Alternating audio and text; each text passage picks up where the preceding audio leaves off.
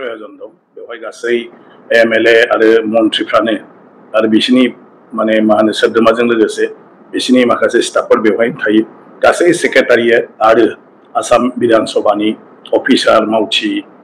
गासिबो बेवहायनो माने खामानि मावजोबो बहुद गोबांथार हाजार हाजार माने सुबुं दङ। हेलौ मानगोना रायजो राजा लोगो नोंथांमोनखौ बे आंनि बस्क'बारि इउटिउब चेनेलाव बरायग्रोनानै खुलुमग्रोनाय थाबाय। आसा खालामो नोंथांमोना भिडिअखौ जोबजासे नायलांगोन आरो दिनैनि गुबै टपिकआ बेसो जोंहा मानाव गेदेर बिस्वजित दैमार सारा दिनै बिपिएफ इउपिपिएल नि सायाव मा बाथ्रा बुंखो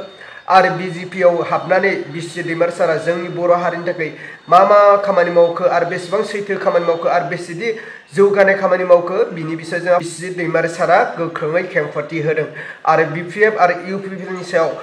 खेंफोरथि लाबोदों जे बिस्वजित दैमार सारा इउपिपिएलआ मा मावदों हाग्रामा महिलारि सारनि बिपिएफ हानजाया मा मावदों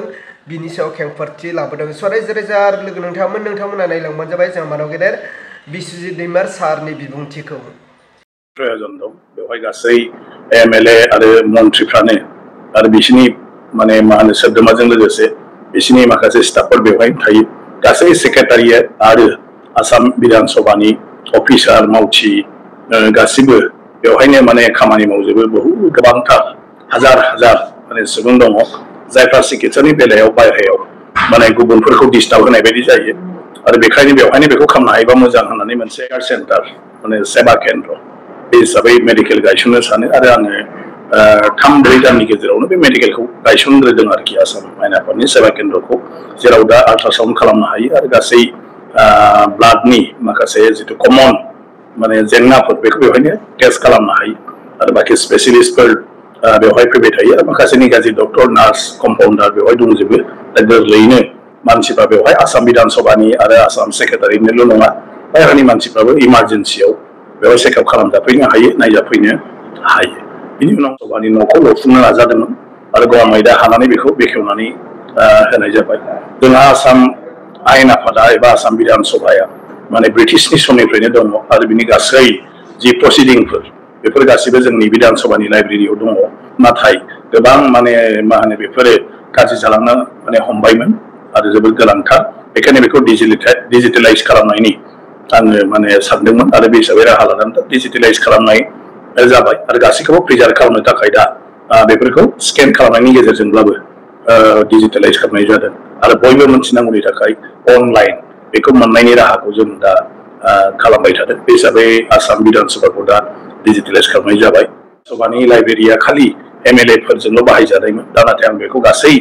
मानसिफोरनि थाखायनो फ्रि खालामना होनाय जाबाय फरायसाफ्राबो बेवहाय फैनानै फरायनो हायो जायखिजाया सुबुङानो आसाम विधान सभानि लाइब्रेरिखौ बाहायनो हायो आरो फरायसाफोरनि थाखाय इन्टार्नशिप माने लानायनिबो राहा खालामनाय जाबाय जेराव आयेननि फरायसाफोर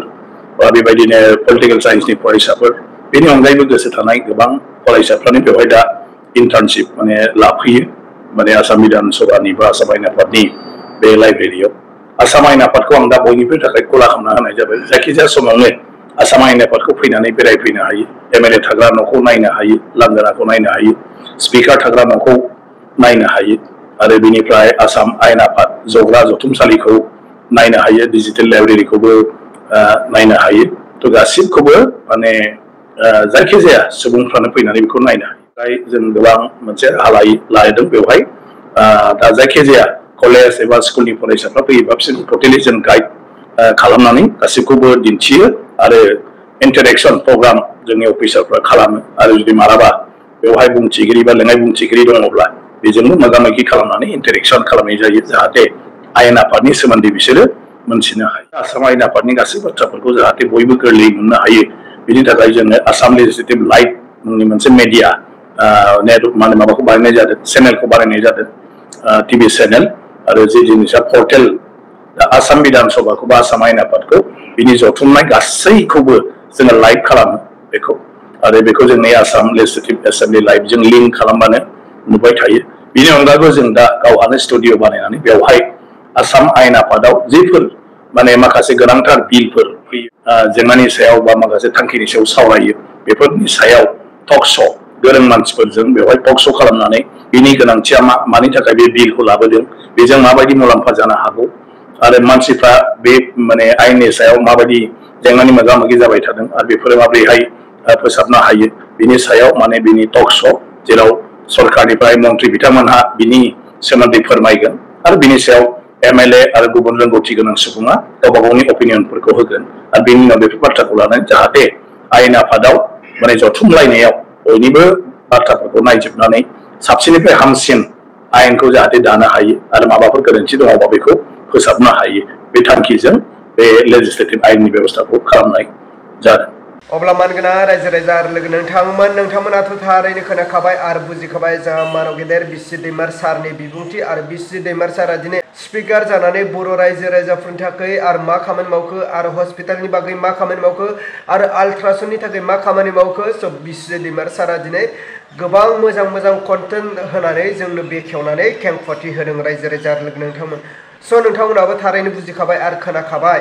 अब्ला नोंथांमोना दायो जोबनायाव नोंथांमोननि गोसो सिंनि साननायखौ नोंथांमोना कमेन्टनि गेजेरजों फोरमायहरबानो जाबाय। थारैनो फैबाय थानाय बिटिआर बिटिसि इलेक्सनाव थारैनो दिनै सोरबायदि लिडारा गोजौआव थाङोब्ला बिटिआरनि चिफ जायोब्ला जोंनि बर' हारिया जौगानायाव आरो बांसिन फैगोन आरो लोगोसे एनडिबिनि गायसनगिरि रन्जन दैमार सारजों लोगोसे जेसेबांनि एनडिबिफोर दं जोबथेसालियाव बिसोर उदां जागोन। सोरनि दैदेननायाव सोर बिटिआरनि चिफ जायोब्ला निस्सय जोंनि रन्जन दैमार सारा जोबथेसालिनिफ्राय उदां जागोन। थारैनो एमबाथा NLFBनि एमबाथा सार स' बिथाङाबो